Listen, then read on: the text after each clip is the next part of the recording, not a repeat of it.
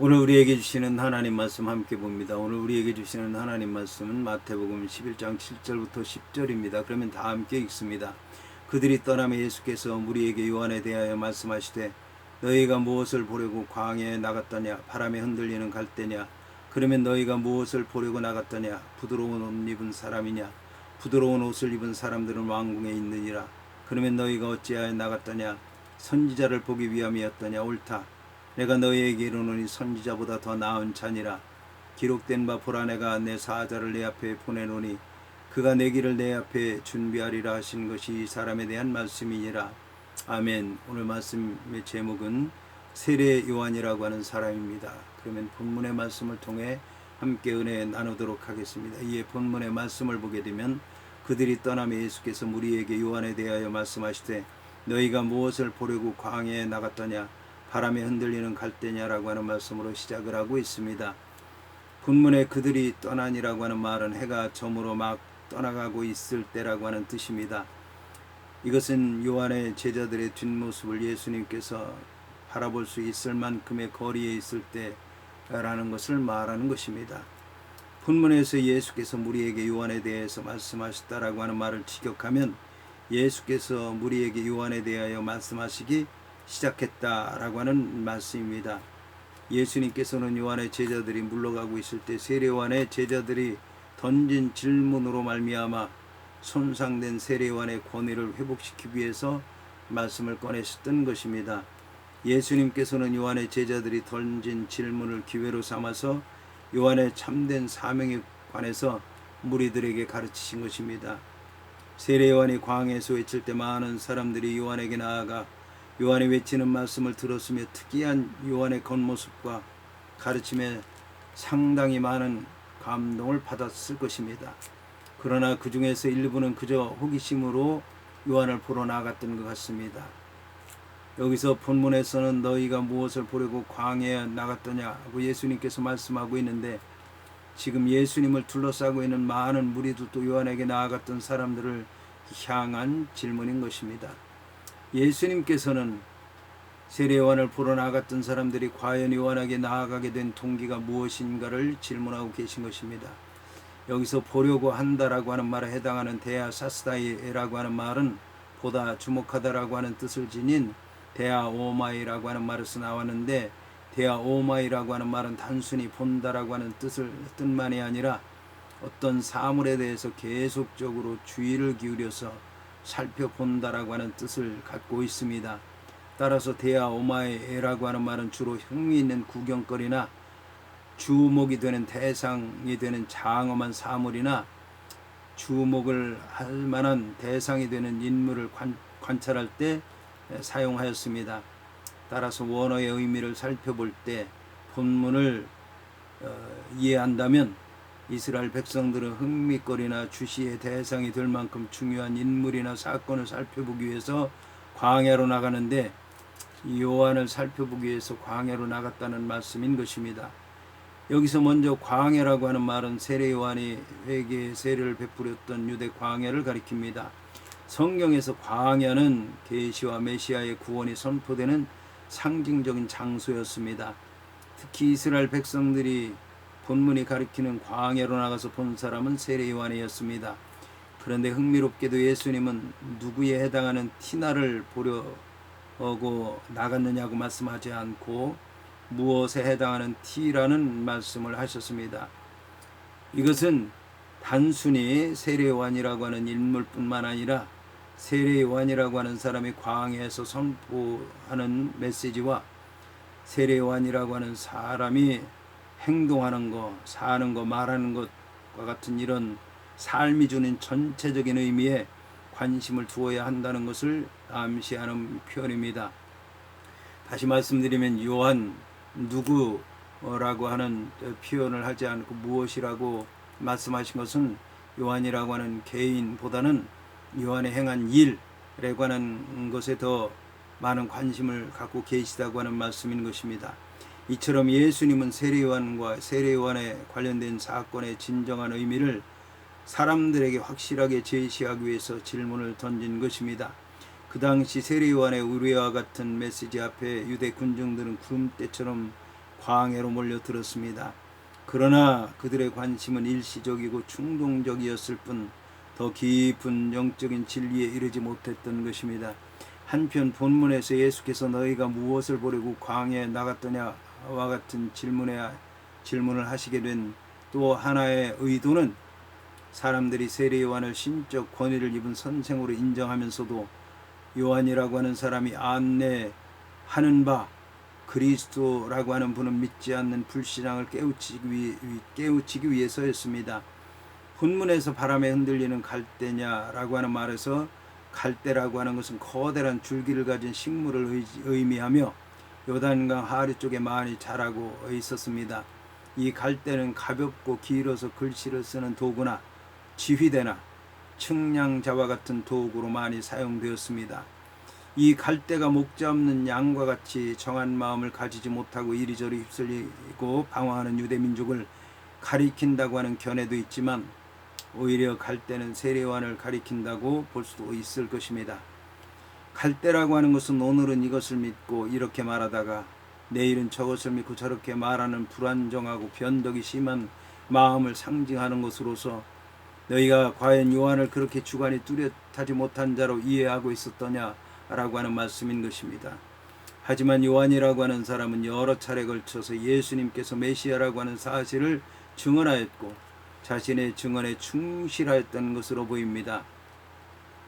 요한이라고 하는 사람은 갈대처럼 흔들리지 않았고 일단 받아들인 진리를 계속해서 믿고 선포했던 것입니다. 그러므로 본문과 8절을 연관시켜서 이해한다면 예수께서 갈대라고 지목한 사람은 오히려 왕궁에 있던 헤롯이라고 할 수가 있을 것입니다.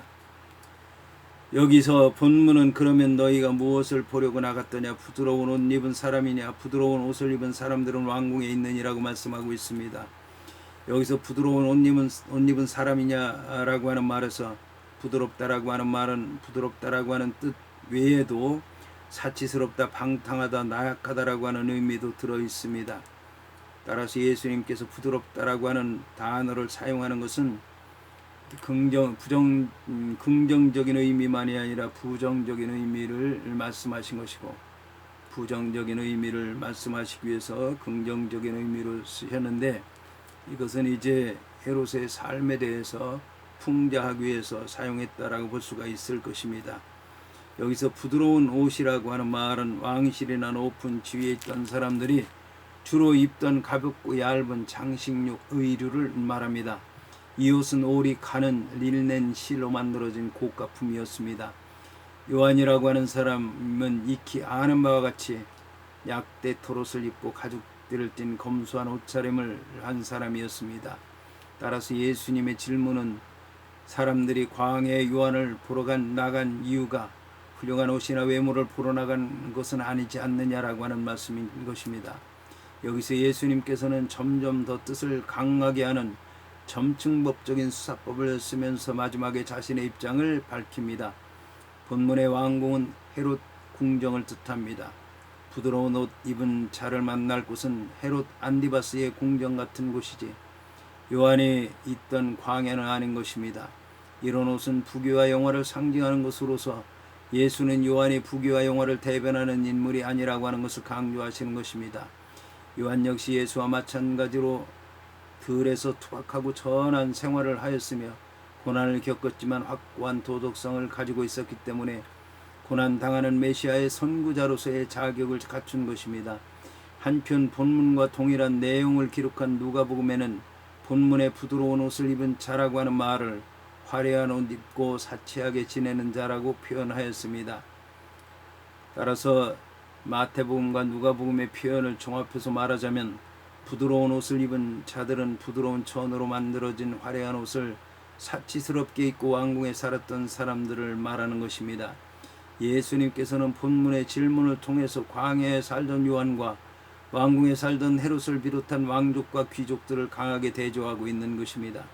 이어서 본문은 그러면 너희가 어찌하여 나갔더냐 선지자를 보기 위함이었더냐 옳다 내가 너희에게 이르노니 선지자보다 더 나은 자니라고 말씀하고 있습니다. 본문에서 선지자를 보기 위함이었더냐를 직역하면 보려고 하였느냐 예언자를 이라는 말로서 매우 간결하면서도 강렬한 문구라고 하는 것을 알 수가 있습니다.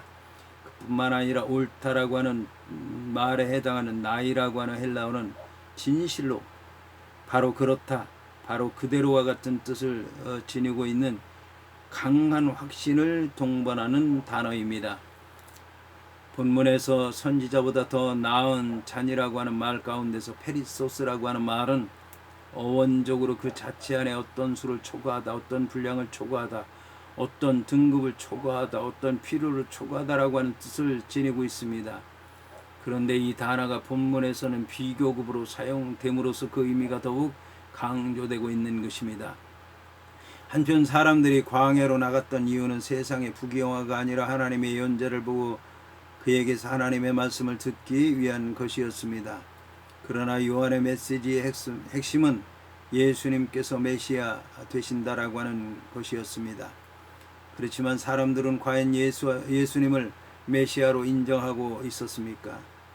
본문의 선지자를 보기 위함이었더냐라고 하는 말과 관련해서 그 당시는 말라기 이후 약 400년 동안 하늘의 음성이 끊어진 침묵의 시기를 보내고 있었던 때였기 때문에 모든 백성들은 마음의 선지자를 대망하고 있었습니다. 그런 점에서 사람들은 분명히 광야에서 권위에 찬 메시지를 전하는 요한을 선지자로 인정하게 된 것입니다. 예수님께서는 그들의 인정이 정당했다고 말씀하고 있습니다.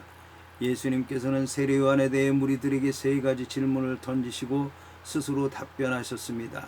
이것은 10절에 기록된 바 보라, 내가 내 사자를 내 앞에 보내노니 그가 내 길을 내 앞에 준비하리라 하신 것이 이 사람에 대한 말씀이라고 하는 진리를 확실히 제시해 주어서 취한 묻고 대답하는 문답식 강론이었던 것입니다.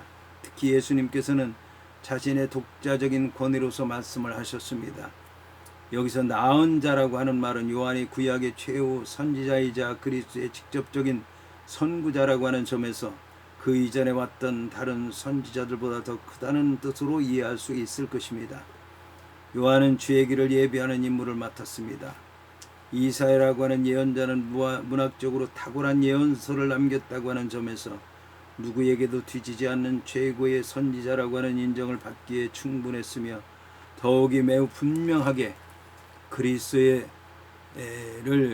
그리스도께서 오시는 것을 예언한 사람이었습니다. 그러나 요한은 이사야보다 더 나은 자라고 볼 수 있는 것입니다. 왜냐하면 요한이라고 하는 사람은 메시아와 같은 시대에 살았으며 이사야보다 더 분명하게 예수님의 오심을 선포했고 또 메시아 예수 그리스도를 백성들 앞에 소개하는 일을 했기 때문입니다. 이어서 본문은 기록된 바 보라, 내가 내 사자를 내 앞에 보내노니 그가 내 길을 내 앞에 준비하려고 하신 것이 이 사람에 대한 말씀이라고 말씀하고 있습니다. 예수님께서는 세례 요한의 탁월한 선지자적 성격에 대해서 구약의 권위를 비어서 인정하셨습니다. 본문은 말라기 3장 1절에 대한 히브리어 원문의 인용입니다. 그러나 이 어구는 말라기 3장 1절의 내용, 보라 내가 내 사자를 보내리니 그가 내 앞에서 길을 예비하리라고 하는 말과 부분적으로 차이가 납니다. 예수님께서는 본문에서 하나님이 메시아고 자기를 위해 사자를 보내 메시아 앞에서 메시아의 길을 준비할 것이라고 설명하고 계신 반면 말라기 예언자는 하나님이 자신의 사자를 보내서 자신 앞에서 길을 예비할 것이며 또한 자신이 친히 이 땅에 임할 것이라고 예언하고 있는 것입니다. 말라기에는 아버지와 아들이 한 분으로 언급되고 있는 반면에 본문에는 아버지가 아들에게 말씀하시는 것으로 기록되어 있습니다. 이것은 이제 문자적으로는 차이가 있다고 볼 수 있겠지만 내용적으로는 근본적으로 서로 다른 내용이 아니라고 할 수 있는 것입니다. 이 차이는 결국 아버지와 아들은 하나라고 하는 사실을 확증시켜주는 것이라는 것입니다. 이처럼 세례 요한은 여호와의 나라를 예비하는 선지자 엘리야로서 하나님의 아들로 이 땅에 오신 예수 그리스도의 선구자인 것입니다. 본문에 예비하리라고 하는 말의 원뜻은 세우다라고 하는 말로서 어떤 일을 위해서 미리 기반을 닦아두는 것을 가리킵니다. 본문에서는 특히 메시아의 선구자로서 세례 요한의 전반적인 사역을 의미합니다.